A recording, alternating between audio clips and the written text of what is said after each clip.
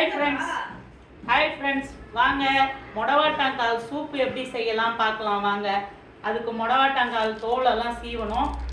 பண்ணிவிட்டு கத்தியால் அந்த தோலை சீவிக்கிங்க. சீவிட்டு நல்லா அலசிட்டு கழுவி எடுத்து வச்சுக்கிறோம். அரிஞ்சு மிக்சி ஜாரில் போட்டு மிக்சியில் அரைக்கலாம் வாங்க. வாங்க தோலை சீவியாச்சு. மிக்சியில் போட்டு அரைக்கிறதுக்கு கொட்டிக்கோங்க.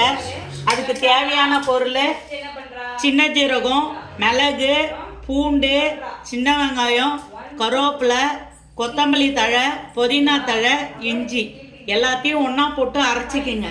கொத்தமல்லி தழை நீங்கள் கிள்ளி போட்டு கூட சூப்பில் குடிச்சிக்கலாம். எங்கள் வீட்டு பசங்கள்லாம் அதை எடுத்து வச்சுடுவாங்க. அதனால் நாங்கள் மிக்சியில் போட்டு அரைச்சிக்கிறோம்.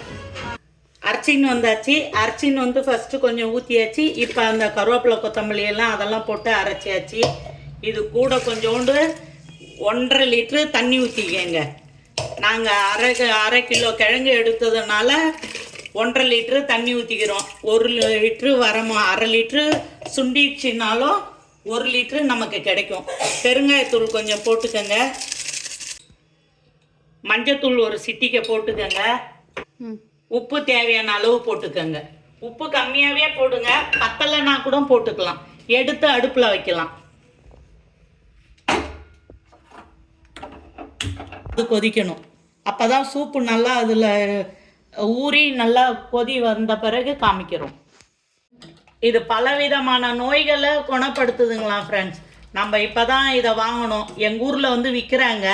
கிலோ 200 ரூபா சொல்கிறாங்க. நாங்கள் ஏற்காடு போனோம்.